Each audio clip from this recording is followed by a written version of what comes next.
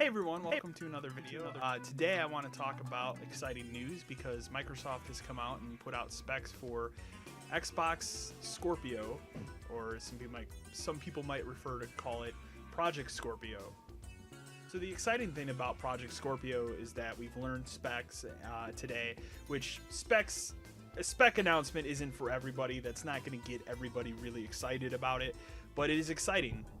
Regardless, you know, we're getting the specs, and the thing that's really cool about this system is that this system is going to be more powerful than even the PS4 Pro, which is really nice. And they promised, you know, the 6 teraflops and whatever last year, and they're going to deliver on that promise, which is extremely exciting. And it's not something that I honestly thought that they'd be able to do. It's still up in the air on how much the system's gonna cost. They have not revealed a price yet, but through Eurogamer, and that's the shocking part of this, which we'll get to, they pretty much, they don't confirm it because the price isn't 100% there yet. Like, we haven't gotten to the price yet, but they pretty much said everything but confirming that it's probably going to be for $500, and that seeming like what the specs are in this system, it makes a lot of sense that that's what it's going to be. You know, Phil Spencer has said time and time again since this thing's been announced that this is a premium product. It's not going to be a cheap thing. So, and that's exactly what we're getting here with this. It's very exciting. Some of the things that I guess I'm not going to run down a list of specs because honestly the average person doesn't know and doesn't care. But the exciting thing about it is that it is going to play games at native 4K. It's not going to be checkerboard. I'm sure you will get instances of that with like third-party games and stuff, because these games are also going to have to run on the PS4 Pro as well. So you're going to get interesting. It's going to be an interesting situation with this whole Scorpio thing and PS4 Pro, and it's going to be interesting to see going forward what happens here. Like, does this iterative generation thing work? Or does this collapse on itself, and then we just continue with Xbox whatever and PS5 in a year or two? Like, I don't know right now. But I don't want to dive into the specs too much, but if you want to read the article on Eurogamer, like, they do a really good job. They posted 5 different articles this morning. One of them I highly recommend reading is a kind of like, hey, do you not know all the specs? Like, do you not understand the techno mumbo jumbo we're talking about? Read this. I highly encourage anybody to read that article, because as someone who knows kind of a little bit about the specs, understands a little bit, I don't understand it fully, and I'm not going to pretend that I do. So I really appreciate them putting up that article. But the other article that I found extremely fascinating and interesting is they put up an article that basically says like top 5 ways it's going to improve games that already are pre-existing, or what they're going to do in the future. The most exciting news out of this, instead of like, you know, PS4 Pro where they've had to patch a lot of things, is they don't come out and fully say this, but it sounds like this system is just going to be, hey, you pop in the game and it works. It detects immediately, hey, you have an Xbox One Scorpio, or whatever they decide to call this machine. You know, it's going to give you an option for the best possible performance. It's not going to be like the PS4 Pro where you have to have a patch and everything. So that part of it is exciting, and I hope that's where they go with this, because honestly, like, if that's not what they do and it's like the PS4 Pro, that's bad for everybody. Because as I haven't stated it on this channel yet, but I've stated it to friends and family and stuff. The PS4 Pro, I own one. I got one day one. It's a very disappointing upgrade from the existing PS4 that everybody already has. The biggest reason that it's a disappointment for me is that no game has really looked like it's taken advantage of it yet, except for Horizon Zero Dawn. That's the one and only case. That seems like that's the one and only case in this situation, where everything else seems like, you know, whatever. Like, I pop in a game or two and it seems like it's okay. Maybe it's running at a little bit higher of a resolution, but the one other big game that I picked the PS4 Pro up last fall was Final Fantasy 15, because I wanted the best possible place to play that, and which, you know, naturally be PlayStation. That's where I've played the last, like, what, 15 years of Final Fantasy games on PlayStation. And here, the disappointing part about it was The game came out. I tried to play it in the high fidelity mode, and that didn't really work because the game has bad frame pacing issues, which they still have not fixed to this day. But then maybe a week after the game came out, and I spent 20, 30 hours with it, they then put out a statement saying, hey, we're going to put out another pro patch that's going to unlock the frame rate to 60 frames. And I read that as the game's going to be 60 frames now, so I stopped playing the game. The problem here now is, well, hey, that's cool and that's great. They put that patch out. All they did was unlock the frame rate. They didn't lock it to 60 frames, and I misread that. So now you have a problem of, yes, you can play the game on light mode, but the frame rate is unlocked, and it is atrocious unlocked because it jumps constantly from 20 frames all the way up to 60 frames, but it barely ever hits 60 frames. On the flip side of that, if you play in high fidelity mode, the game still has the frame pacing issues, which led it to me not being able to play it that way because it just is extremely noticeable once you finally notice it. For this point right now, I have not finished Final Fantasy 15, and I probably won't. But that's a huge problem. I can't... There's no way for me to just pay, all right, fine, I will just play this game at 1080p, 30 frames, I don't care. I can't pick that option with the PS4 Pro. And it sounds like with the Xbox Scorpio, you'll be able to do that stuff from the get-go. You won't have to rely on patches or developers deciding, hey, whatever. They will have to optimize the game ahead of time before it comes out. And that's good for everybody. That's not the trash that PS4 Pro is right now. And I'm not saying, I don't want to come off and saying that the PS4 Pro is a bad system and you shouldn't buy it. If you have a 4K TV and you are a PlayStation person or you're looking for a PlayStation, PS4 Pro is the system that you should get, especially if you don't have one right now.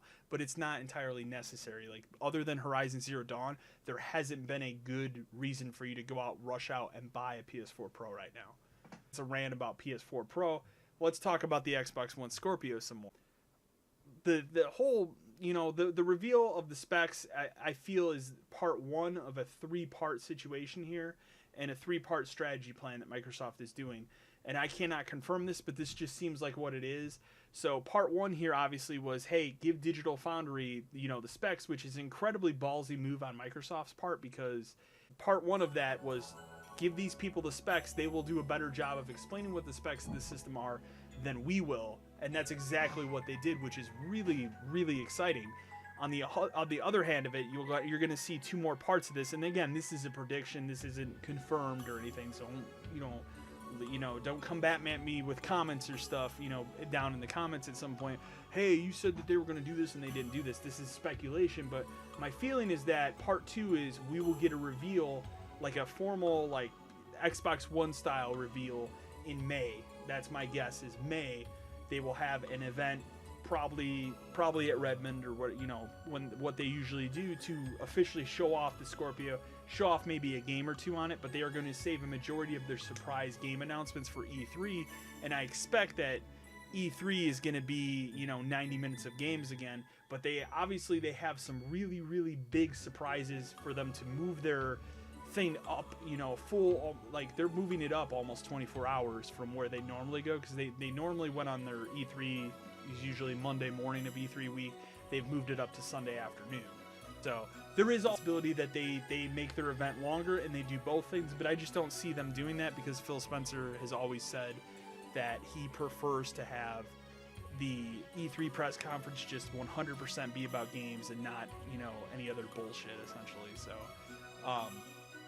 but that's my prediction there, is this is part one of their three-part rollout for this, and that's why you didn't get a price, you didn't get an official name. I think you get an official name at this May press conference that they most likely will have, and then they maybe announce a price there, but I feel like they will hold that information until E3 and announce it at the end of their press conference. But I could be wrong. They might just say, hey, you know what, they might say, screw it, let's just give everybody the announcement thing now. So, but it's very exciting, and I'm excited about the Scorpio, but the biggest thing about it for me is now, okay, cool, you have the specs, you have the hardware, you're ready to kick ass again with the fidelity that people want.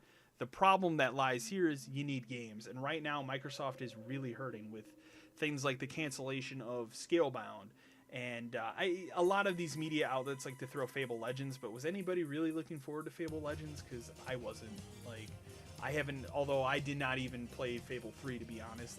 I stopped at Fable 2. I was never a huge Fable guy, but I appreciated what it was about. But But is anybody in Fable Legends? That was like a MOBA. Like, that wasn't a normal Fable game. So I don't understand why media outlets like to put that in the bag with that. But Scalebound was truly a disappointment because that was a game that really looked awesome and original and different. And it was kind of like, you know, Microsoft was getting another Bayonetta style game. And then that to show that for 3 years and then all of a sudden wake up, you know, on a Tuesday in January or whatever and look at the news and see, oh, Scalebound's canceled. Like, what? It just seems absurd. So anyways, so it's going to be really interesting. But they need games, and they need games that are bigger than Crackdown 3, Sea of Thieves, and State of Decay 2. Like, those are games like, for example, like Crackdown 3 will do okay. Sea of Thieves looks like a really cool game that could catch on, but it's a new IP, so it's unproven. And State of Decay 2 kind of appeals to like that niche crowd of people that, first of all, maybe played the first State of Decay, and for people that are into zombie games. So I don't know if that's going to be the huge hit that Microsoft thinks it's going to be, but again, I will remind you, we also live in a time where we got a Halo Wars 2, so just, you need bigger games, and that's the problem. Like with Microsoft, with Sony right now, and you know, having all of these different exclusives, and they've had a killer 2017 up from the first 4 months that we've gone through here has been an unprecedented awesome year for video games. We're only in April. We've gone from Resident Evil 7 to Horizon Zero Dawn. Sony had Yakuza 0, which is a game that maybe one day I'll play, but like those games take so much time, I don't know if I'll ever play it. They had Neo, which was an incredibly popular Dark Souls type game, which I hope to get to play around this summer at some point. I bought it, but I just haven't had time because so many games are coming out. And then now, most recently, we have Persona 5, which I'm hoping to start tonight or tomorrow once I finish up Mass Effect here. So they've had all these really good games, and then on top of it, you know, we have a new Nintendo with the Switch, and we have, you know, a Zelda game, which is honestly the best Zelda game that has come out in 20 years since Ocarina of Time. I'm not going to lie. I've put 75 hours into that game. It is probably going to be my game of the year at the end of this year. I just don't see anything else topping that experience for me right now, but I could be wrong. It is only April. We'll see. So we have all these games over. So you have all these games over here in one pile for Sony. You have the Switch that's doing extremely well too. So you have to look at it as, all right, well, what's Microsoft going to do? Like they have one game that came out this year, and that's Halo Wars 2. So it's kind of weird because it almost feels like this is the end of a console generation for Xbox One, but they're very, you know, quick to say, hey, this isn't the end of Xbox One. This is just the next step. This is a more powerful system, but it's going to play all your previous games and everything. So it's weird for me because there's times where I look at it as, this is the new Xbox, this is the next generation, but they don't want to call it the next generation. So sometimes like, no, it's an upgrade. But now after looking at the specs today, this seems more like the next step for Xbox than the PS4 Pro just seems like that iterative console. This seems like, no, this is your next Xbox. So even though they are afraid to say that because they're trying to get this message across as clean as possible, but this is the new Xbox essentially. So it's gonna be extremely interesting. And the other thing that's gonna be extremely interesting about it is, like, I just like it's all these companies seem like they are trying to chase the 4K dragon, as it were, right now. You know, Sony had to put out a system that kind of does 4K. Now Microsoft's going to put out a system that's doing native 4K. So it just comes across as a situation where it's like, I don't see consumers asking for 4K a little bit more than maybe a year ago, but it's not a situation where I don't see the masses beating down the doors of Microsoft or Sony saying, hey, we need 4K, we need 4K. I'm not sure where the 4K thing is coming from, other than you know, TV manufacturers, because they have to make these TVs because they're trying to sell them. So in my situation, I made the mistake of buying a 4K TV before the HDR craze, maybe a couple months before that was a thing. So unfortunately, I have a 4K TV that I spent a chunk of change on, and it doesn't have HDR. And the problem is, it has the ability in the TV. I've researched it. It is up to the manufacturer of the TV that I purchased it from, which I don't want to say it here because I don't want to get in any kind of trouble. But it has the ability through a firmware update to activate it, but it is up to that manufacturer to do that. And I don't see them doing that because they would rather have me go out and buy another TV, and I'm not going to do that because I just spent a bunch of money a year ago on this TV. And honestly, other than the HDR, it looks great. I really like this TV, so it's kind of disappointing, you know, that I don't get HDR out of my HD TV. But I also, as someone I've gamed on monitors and TVs with HDR, I don't notice a huge difference. Maybe it's just because I'm not playing the right game for it, but I just haven't seen it yet. So I don't know yet as far as like it, you know, is that really that big of a deal? You know, is it not? So we'll see. But I'm not going to rush out and get a TV with HDR when I just spent, you know, about $1,000 on this TV a year ago. So that would be outrageous and stupid of me. So, but I jumped the gun because I knew I wanted to future-proof myself. And I did this last year in like February with tax return money, and it was kind of around that time of my previous TV had been 5 years old at the time, and I was kind of like, well, you know, like it felt right because I wanted to future-proof myself, and in reality, it kind of bit me in the ass a little bit because now I have a 4K TV that doesn't have HDR. So, but it is what it is, and I'll ride the bullet on that one. So, but I just, as a consumer, I don't see, as a consumer who works in retail, I don't see customers and people coming in and asking for 4K. It's just not a thing. Every once in a while, you might get that one person that's interested in it, but for the most part, I see people buying PS4 Pros for the upgraded hard drive and the fact that it's a little more powerful. And yes, it does do stuff for 1080p TVs, but it's not that much. Whereas Microsoft today, you know, when they announced these specs for the Scorpio, they were very clear to say that people that have 1080p monitors are going to get significant bumps as well. So to me, that sounds like the one thing I read, that it sounds like all games that are like, you know, 720 to 900p will at least be bumped up to 1080p, which is very exciting. Some of those, I'm interested to see if this helps some of the earlier Xbox games that came out, like, you know, the original Dead Rising 3, for example, was a launch title that ran at 720p. So it's just gonna be really, it's really exciting, but at this point right now, we have to kind of wait and have to see what exactly is happening. What is, you know, what's going to happen with this whole situation? How is this going to be rolled out? As I said previously in the video, I think they're on a 3-step process. So it's only a matter of time. We'll have to wait and see exactly what's going on with everything. But right now, the specs that they announced today, everything seems extremely exciting from everything that I've seen thus far.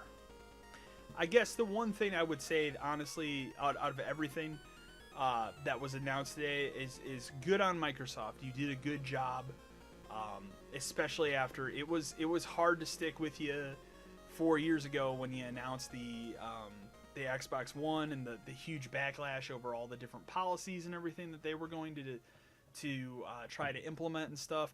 It was hard at the time to stick with you, but you made good today. You did me proud, and you did a lot of other Xbox gamers proud. And I try not to pick a console side personally. Like last generation, I will publicly admit I did not like the PS3. It had some really good games, it had some really good exclusives, but that was it. It had a terrible online infrastructure that they kind of sort of fixed this generation.